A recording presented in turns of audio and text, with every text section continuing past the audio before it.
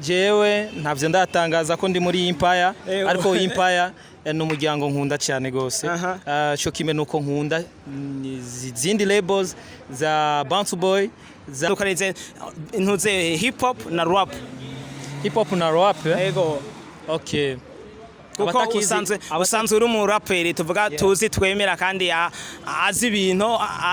ino muziki no mu wa rap umenyereye cyane kandi no mu rapper tuvuze ati abaraperi batatu hano mu Burundi bakomakomeye wibagiye izina rya Fabelove nibaza ko wobugwaye nk'akantu muramwumva umwami wa vina mu Burundi dume mu barapa mbega harundi ndangira kuri beat niho ndabafatira buratinya bwose ndabira ntuzana ubwinyo nome navuga fyoto je novuna muracyari ubwana si benshi mu ntara za ruguru bashobora kugira ino effort yo kuza kurondera abaririmbyi aba artiste bo ngaha ahubwo nasaba yuko n'abandi ba artiste baborohereze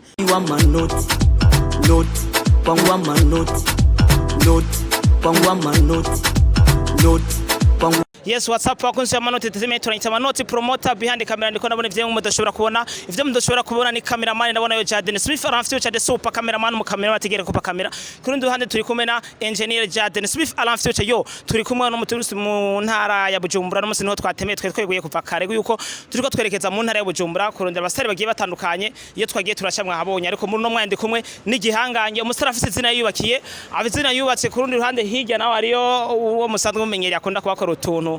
dutandukanye nabamwita Techno da promote. Yes, Techno da promote ye. Kuna muramubona ni Fabelove da Christian Boy kuva muri Empire Avenue. Fabelove vipi? Mani fresh ariko uramvugiye nabi. Kubera ko reka ndamutse kwanza ko baradukurikirana. Ego. Ndamutse abakunda ba Manoti Entertainment nibaza kare ni ba Manoti Entertainment neza cyane. Hanyuma nonge ndamutse abafana wa Fabelove mwese. Muri usangi ndagize hi so jewe ntavyo ndatangaza ko ndi muri Empire ariko Empire n'umuryango nkunda cyane gose cyo kimwe nuko nkunda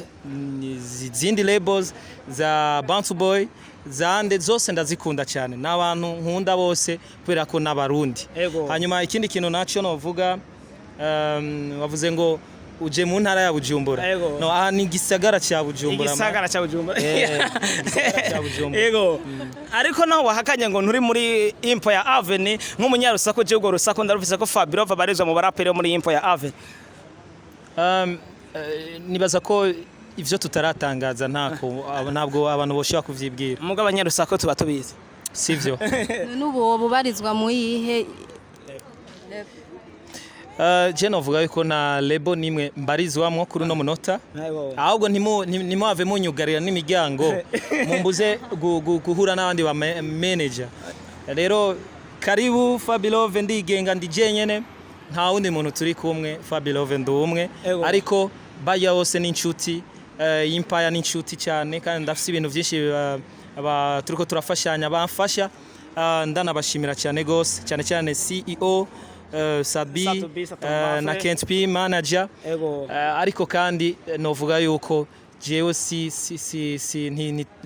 sindiyo nk'umuntu uze nko muri Empire turiyo nk'abantu bako barafashanya ariko munsi vyoba no bishira ku mugaragaro. Yes, Fabelove reka nk'umuntu akubwiye ati ideclive ushobora kwibwira abantu bariko baragukurikiye ko n'ubwa mbere tukubonye kuri TV za Manoti TV umuntu akubwiye ati ideclive ushobora kwideclive gute Fabelove n'umuntu ki Fabelove n'umuntu yitonda yanka agasuzuguro n'umuntu akundana n'umuntu icisha bugufi n'umuntu ari talentueux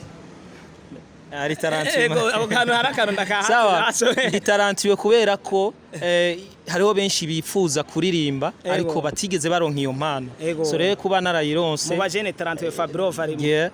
ndashimira Imana hanyuma kandi ndi umuntu nkunda Imana ndakunda Imana ariko ndakunda gusiba kenshi gusenga ariko ndakunda Imana vraiment ndakunda Imana ndemera ko aba ariko samba nkoze hanyuma icyanyuma nohereza ko ndi umuntu mu mutwe ndi intelligence sinzi ngeno bikivuga so ndi intelligence kubera ko ndi umuntu ngerageza kwiyumvira ku kintu cyari cyo cyose nanifuje ava yuko mba umujournaliste no plutôt mba umuririmbyi nanifuje kuba umujournaliste sawa ava yuko mba umuririmbyi warahombye yiba umujournaliste aha nawe yo inkabo hindukiza akavuga ati ndakubaze wowe ntiwovyitura ibibazo no kubaza. Usanzwe ufise n'impano iyo kubaza ni y'ubujournaliste. Ego journalisme nanayishatse ariko bon sindabizi imbere ivyimbere ntavyo nzi. Yes Fabelove, mbere yuko tubandanya ariko harakantu umabere gato harakantu nibagiye nashaka nk'abantu bakunda Fabelove kunzi ba Fabelove barakunda iyo Fabelove ariko arikora mu gaho gukuntu. Ashaka utucire imirongo mikeya mu ndirimbo iyo ariyo yose mu indirimbo ukunda mu ndirimbo wakoze indirimbo ukunda kurusha izindi utubwire imirongo mikeya. Je ndakunda indirimbo bita Master. Okay, ndakugirira ukunda cyane. Urashira kungira kuri Master. Yego. Yari yose mugabo iyo niyo sawa nyene ducishirize ko atoye. Sawa. Yego. Master Godzilla,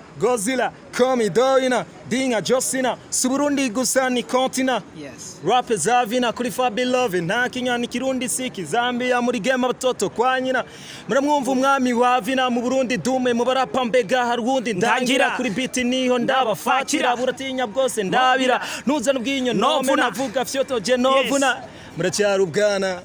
Yeah, isi bikora beshi kwisigira nawe gira numve murahumba nije ndabaganza mwese. Abarapa ni muze ndabahetize tize Kingi on the beat mubaze ndabashira kuri mwese Master suwire mupingezo kama nitwa Master bigira uburapa zimaze nkabubamba ame mu Burundi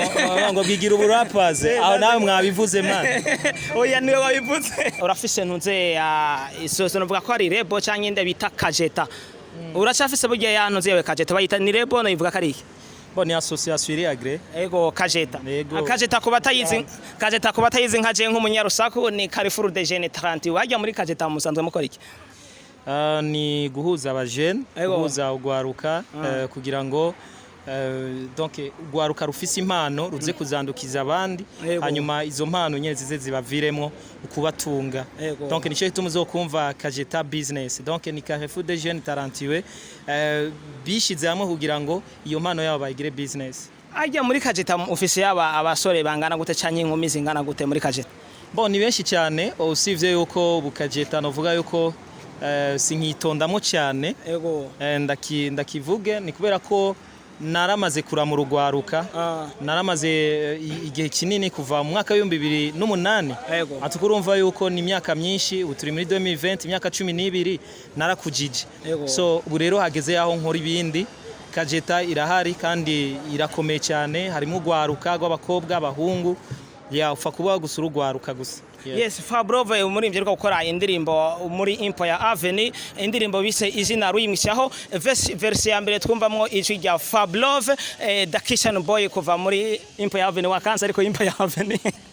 Yes twumva Fabelove muri verse ya mbere hajya Fabelove kugira bagutoruje gukorera muri Empire Avenue mu gihe wabyakanye ko utari mu Empire Avenue ugakora muri ndirimbo kandi tuzi ko iyo ndirimbo yari bizwa kuririmba abantu ba Empire Avenue vyagenze gute ariko ugahakana ngo ni muri Empire. Icyo novuga cyo none Foreyaze ni mwumva ko ntuze collabo twakoranye ko nzi dufitaniye collabo yiwe kandi nka kujya kwa Sabi nyene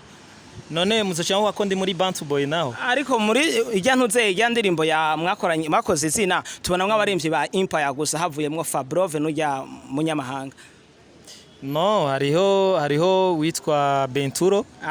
nawe yarimo agira verse ya nyuma. So jewe novuga yuko bantoye Sabi n'umuntu novuga yuko usivye abandi baririmbyi bo bavuga ati Fabelove turakwemera na Sabi ari mwo mu baririmbyi bama iteka ryanje bavuga ati Fabelove turemera yuko uri umukapere ushoboye turemera ko uri umukapere ushobora niwe tubona yuko ushobora kugira icuzanye muri ino ndirimbo hanyuma kandi tukayisohora hanze y'igihugu abantu bakabona image y'u Burundi nk'igihugu gishoboye umudiho wa hip hop cyane. So rero bantoye muri iyo ntumbero cyo kimwe na Benturo nko bamutoye badutoye muri iyo ntumbero ariko ni nkuko shobora gutogwa n'abandi. Ni Fabelove muri no misi turiko tubona agenda atuzanira utuntu dushasha atuzanira imigani igiye itandukanye ajya imigani yikura he kuma rezo zigenda posting imigani ukashiraho ngo ni d'après Fabelove ijya imigani yikora nayo tuyandike mu migani y'abarundi. Ndabona ari abantu benshi bakunze kuvana icyo tubona navuze ati je ndi umuntu ngerageza kurezona cyane. So mu bintu vyanje nkora haba mu muziki haba mu biki vyose ndagerageza kurezona cyane. So rero rero hariho benshi bakunze kumbwira ngo Fabelove ngo nta bintu ngo vy'imiganazi usivye rero imigani rero y'abandi baciye abo jewe mfunda yiwanje urumva so ari umugani navuze ati wikura uwakwigorera bwaca ukamusangana umwigura urumva uwo mugani benshi nshimira na DJ Moses wo muri Bantu Boy nabonye nawe yarawukoresheje sinzi bitari vyahaye so benshi bazobukoresha mu bintu vy'inkundo ariko no mu bundi buzima bwinshi rero novuga yuko ujya mugani nawe uciye ni ibintu naravye bibaho kenshi ukazibona umuntu arakwikuye azi yuko ugiye gupfa ariko mugaba ejo akaca gusangana uwundi ahubwo rero akwigura ahubwo akwigura Fabelove bashaka kudutandukaniriza hip hop na rap dutangwa hip hop na rap ndabikubwira manzi uhe kwanza umukobwa twubahiriza igitsina abanza mbaze nawe ikibazo ciwe hari ikibazo nabajije mutigeze munyishura ati nk'utabazi urugero rw'indirimbo mugezeko mwamufise indirimbo zingahe bon Jenny waza ko ndi mu ma trentaine vraiment non 30 nizirakwira ndi mu ma 25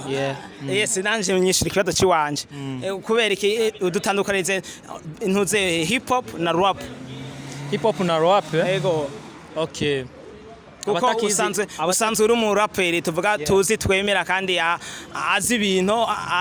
ino muziki no mudeho wa rap umenyereye cyane kandi no mu rapper tuvuze ati abaraperi batatu hano mu Burundi bakomakomeye wibagiye izina rya Fabelove nibaza ko wowe bugwaye nk'akantu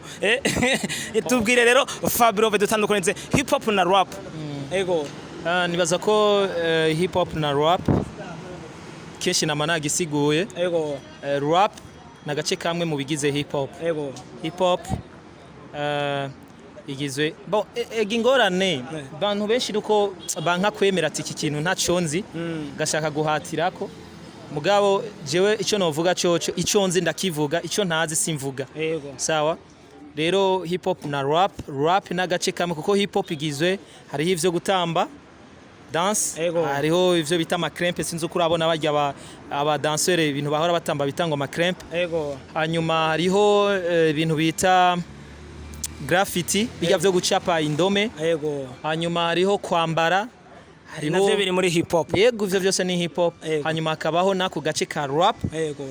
hariho kurapa byose biri muri hip hop nibindi ariko ako gace kamwe ka rap urumva kari kamwe mu bigize hip hop hagiye tuvuge tuti Fabelove bijya kora ni rap ntabwo ari hip hop ni vyose none gamani none ukora gace kamwe ko muri hip hop ni rap nkora ariko kandi yo muri hip hop bon ariko reka ndagusobanurire neza ushobora kuba umu rapper ako ntube mu hip hop man bon sinzi ngene no kivuga ushobora kuba umu rapper ako ntube mu hip hop man ni gari ushobora kurapira muri beat misi yose atari za hip hop urumva ndabuha akarorero hari witwa Pitbull umunyamerika muramuzi yuko ararapa ariko agira mu manuze mu beats za ma techno zande urumva ugaca usanga rero donc we ararapa gusa mugabo beats za hip hop urumva ureba mwita umu rapper ntabwo bamwita umu hip hop man cyane bamwita umuntu akora imideo ya hip hop so rero ashobora kuba umu rapper ariko ntubu mu hip hop man so ariko jerenda bifatanya vyose ndi umu rapper ngira kandi mu hip hop man so ariko jewe ico novuga nta mu hip hop man kenshi bakunze kuvuga ariko bavuga umu rapper muri make Fabelove urashobora kuvuga nk'akajambo tukita akajambo kanyuma tuvuge kara akajambo k'agasunika rugi akajambo k'agasunika rugi ku bantu bariko baradukurikirana uno musi kuri TV za BANTU TV novuga yuko jewe kugira ngo dukorane ikiganiro cyambere na mbere nuko mba mbona yuko mufise ibikorwa bikirikiranwa kandi nkabona effort kugira ngo ico nza kuvugira ngakize gukurikiranwa n'abantu benshi kandi nkabona yuko abo bantu dukorana ikiganiro bafise umwete wo gushikana kure ibiganiro bakora so jewe novuga akajambo kamwe mubandanye muteza imbere si benshi